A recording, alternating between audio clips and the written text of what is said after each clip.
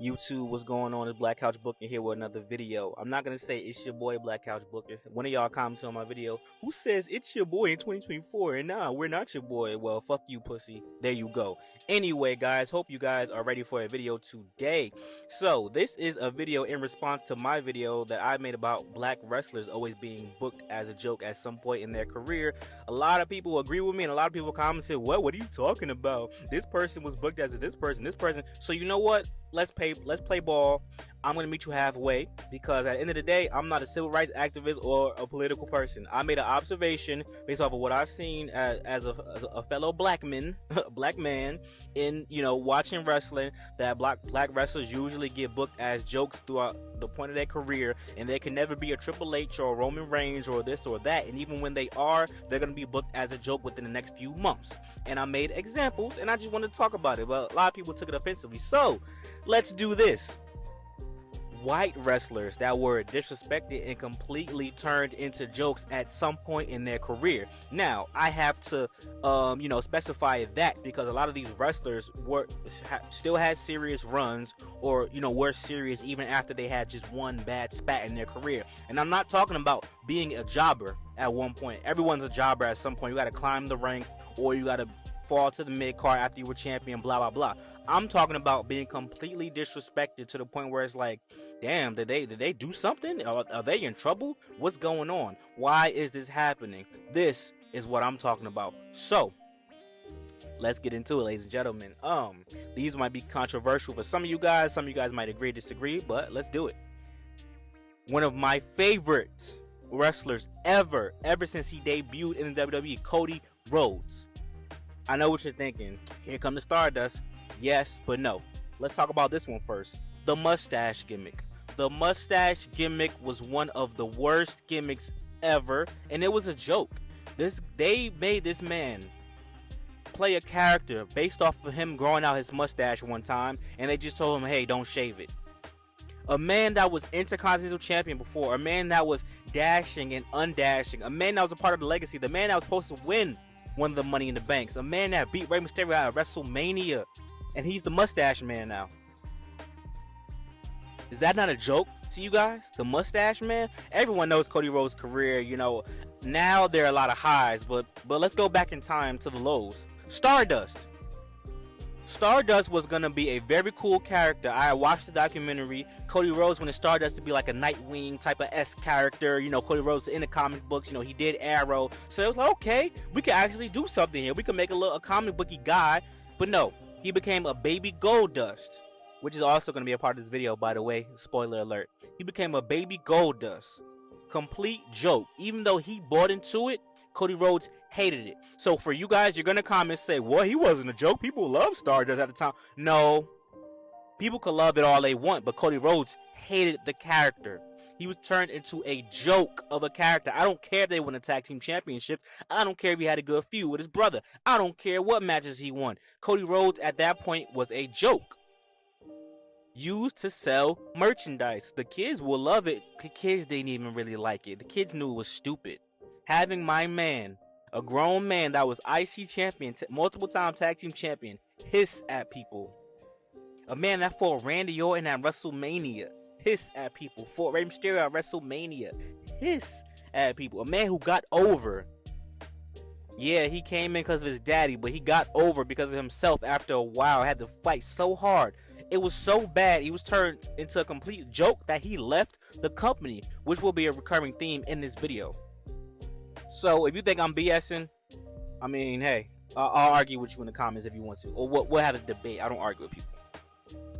Speaking of guys who had to leave the company because of, being turned to a joke, the beloved Drew McIntyre. Drew McIntyre was the chosen one. Another IC champion. A guy who was supposed to win Money in the Bank and become world champion. But then, 3-man band.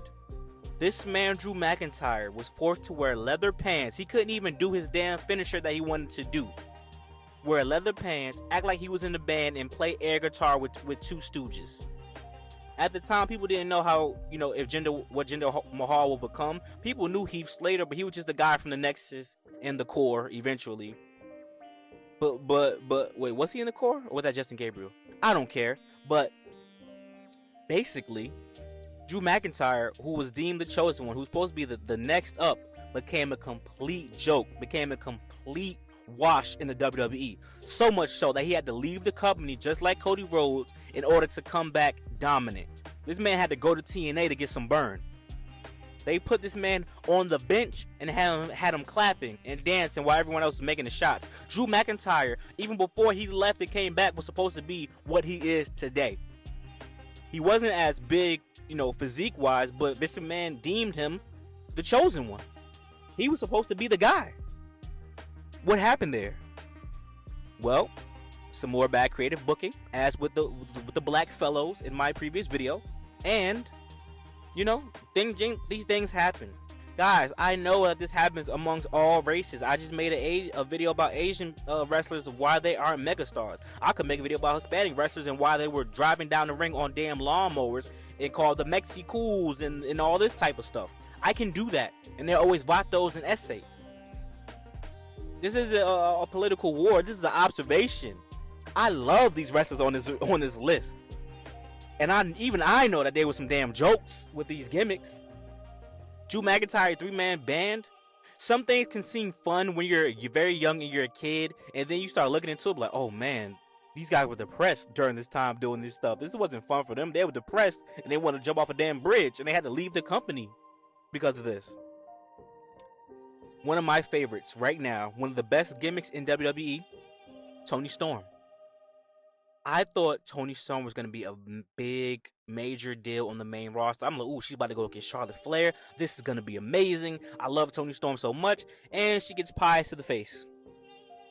Literal cream pies. And guys, trust me, Vince McMahon was doing that as a sexual innuendo. Obviously, we know now. Vince, Dan Schneider, well, not Dan Schneider. He wasn't really the one doing it to the kids. Go watch the documentary.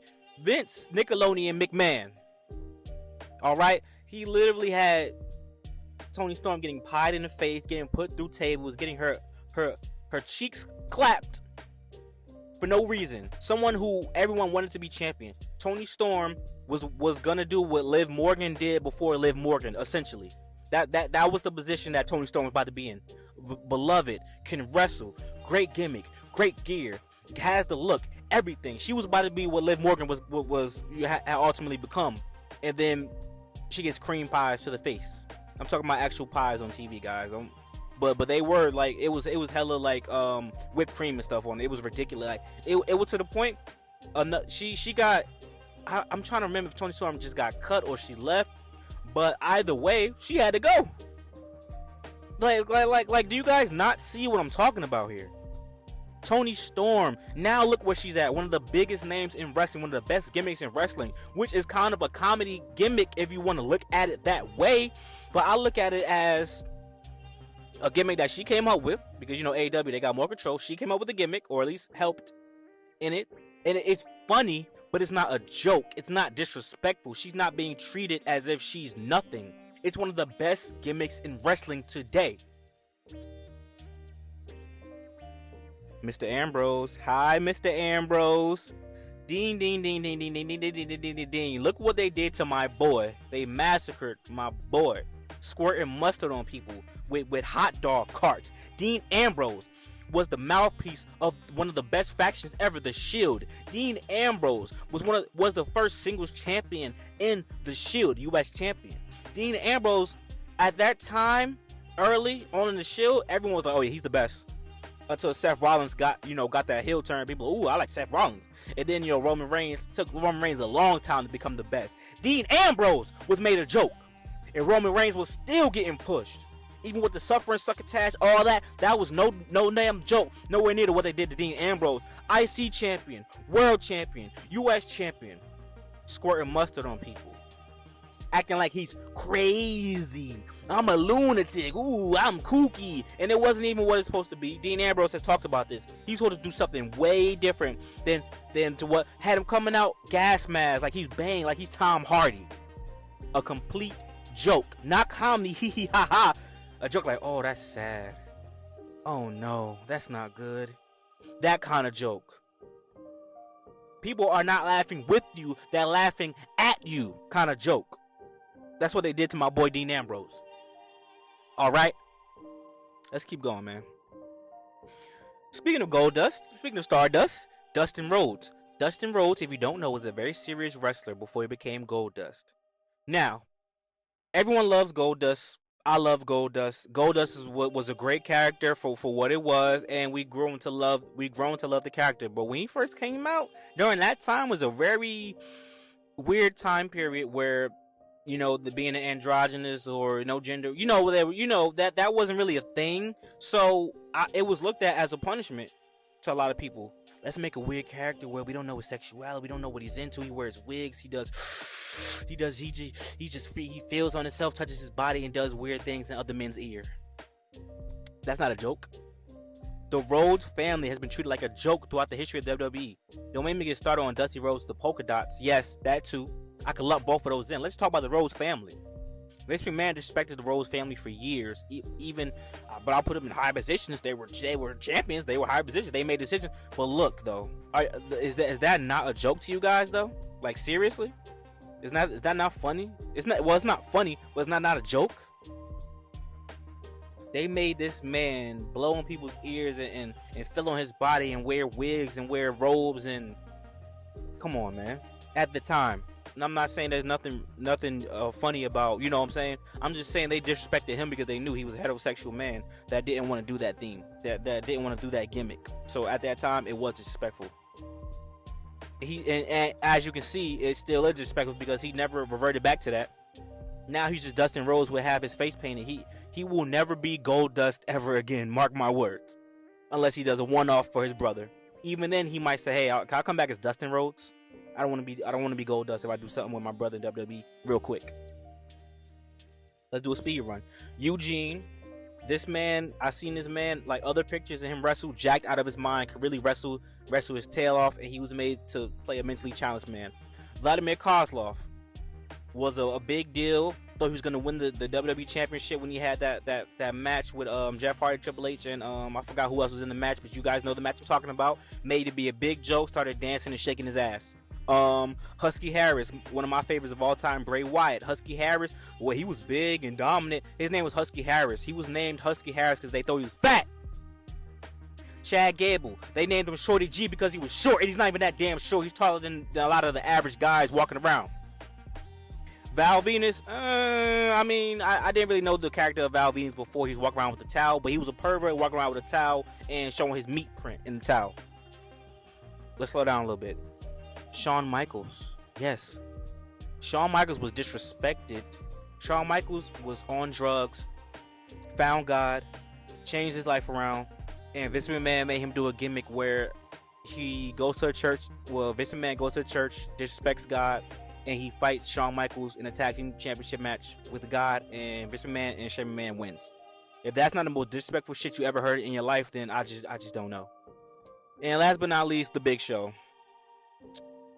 The Big Show, 7-foot man, was supposed to be one of the most dominant guys ever. Won a championship a few times, didn't really amount to anything, made to be a complete joke. He was a joke in ECW. He was a joke going against DX. Vince McMahon made DX shove Vince McMahon's own head up Big Show's ass. If that's not a joke, I don't know what is. The multiple heel and face turns. Big Show was always booked as a joke, which should have been one of the most dominant in the history of the WWE, just like Andre the Giant was. That's all for today, folks. Let me know what you guys think. I hope you guys got through this long video. And am I still biased?